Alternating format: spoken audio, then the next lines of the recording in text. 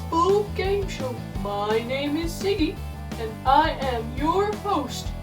At 9 a.m. every Wednesday morning, we will be releasing a new episode of my Gospel Game Show to the Conform YouTube and Facebook pages for you to enjoy.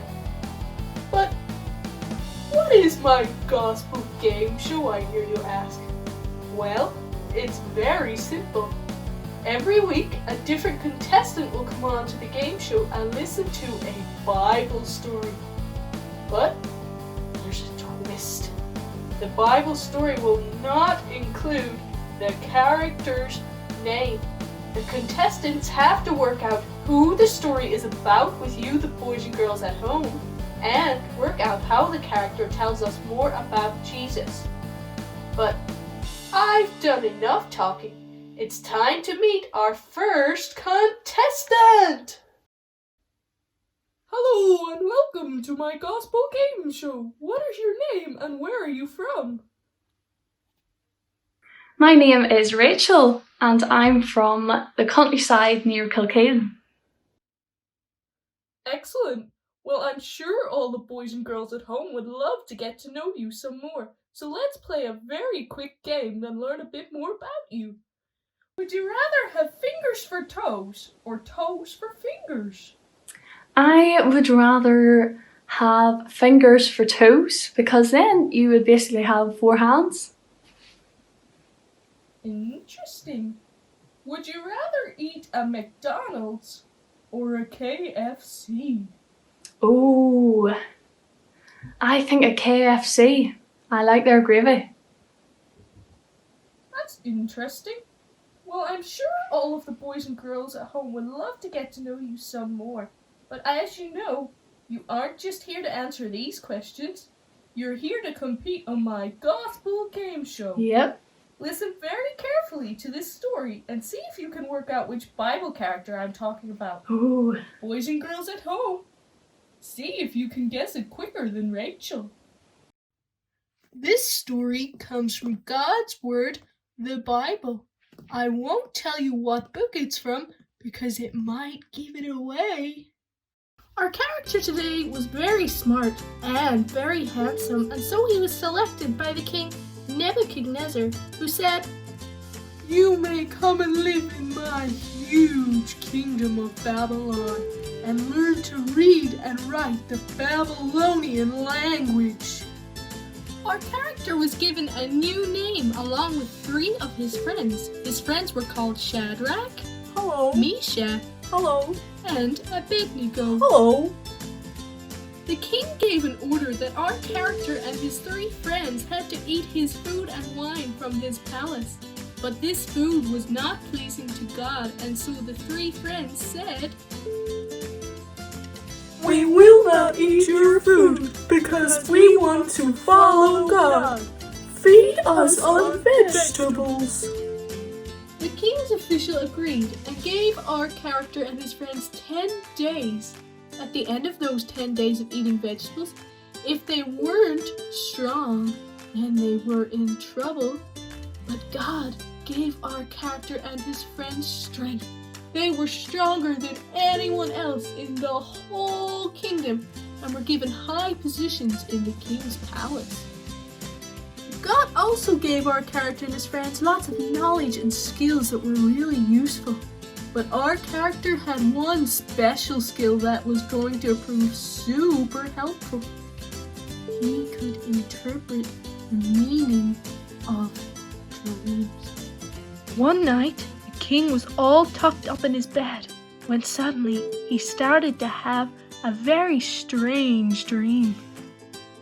The king dreamt about a huge statue made of 4 different kinds of metals. As he watched, a huge stone completely destroyed the statue and became a mountain, filling the whole earth. The king was very scared and very confused, and so he ordered, "All the wise men in the country must come at once and tell me the meaning of my dream." Sadly for the king, none of the wise men knew what the dream meant.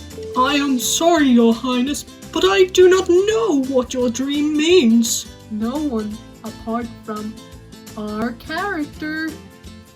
Our character was able to tell the king all about what his dream meant.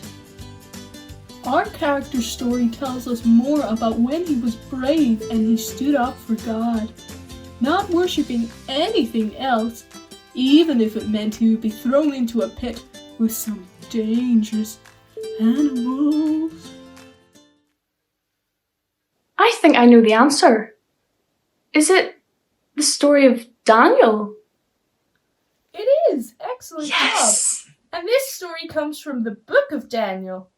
I hope the boys and girls at home got it too.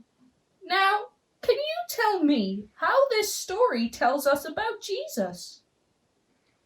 Well, I can actually think of two ways that it does. See, first of all, Daniel and his friends, they were good men, they made good decisions to always try and follow God. But at the end of the day, they still sinned because they were still human. But there's one person who never sinned, who never did anything wrong, and that's Jesus. See, it says in 1 Peter 2, verse 22, that he committed no sin, which means he never did anything bad or anything wrong, unlike everybody else. And second thing, remember the statue from the king's dream? It was made of 4 metals. It was made of gold, silver, bronze, and iron. And these 4 metals represented 4 kingdoms who would rule on earth. And these kingdoms would be big and strong and powerful. But then there was a big rock that came and destroyed the whole statue, all 4 metals. And that rock's Jesus. He is described as the King of Kings in Revelation. And this means that he is more powerful and more strong than any king that's ever on the earth. And someday Jesus will come back and he will rule over a kingdom so perfect that it's called heaven, and we'll want to be in it forever. That is really amazing. Now, I have another question for you. What can we learn from the story of Daniel? Well, you see, Daniel was really, really brave. Even when the king was going to throw him into the lions, he still stood up for God and what he believed in. And you can do that too. Now, you might not have to stand up in front of an angry king, but it can be just as hard to stand up in front of your friends and say that you believe in God. There's a verse in the Bible that says, "Do not be afraid or discouraged, for the Lord your God will be with you wherever you go." And that means that if you follow Jesus and you ask him for help if you're feeling scared or afraid, he will always be there to help you be brave for him. That's great, and it's so important. Now, you have talked about following Jesus and being brave. Could you explain what that means? Admit that we've done bad things. Admit that we've sinned, that we've lied, that we've gone angry, that we've been mean. And then we have to believe in Jesus and believe in God and his word, the Bible. And then we have to come to Jesus, and we have to pray to him and say we're sorry for everything that we've done, for all the sin we've done, and will Jesus please forgive us for it. So we have to admit that we've done wrong. We have to believe in Jesus and in God, and then we have to come to Jesus and pray to him and ask him to forgive us. I hope all the boys and girls watching at home will make that decision. I have one final question before you leave.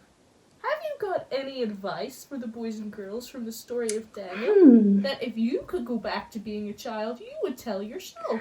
Yeah, I would say that just remember, if you're ever feeling sad or scared or lonely, God is always there. All you have to do is pray to him. And you don't have to do what Daniel did. He prayed in front of his window and everybody could see him. It doesn't matter if you pray out loud or into yourself. God hears everybody's prayers, and He can help you with how you're feeling. If you're ever worried, pray to God about it and He'll help you because He loves you so much. Amazing! Thank you so much, Rachel. We'll be back next week with another contestant. This has been Ziggy's Gospel Game Show.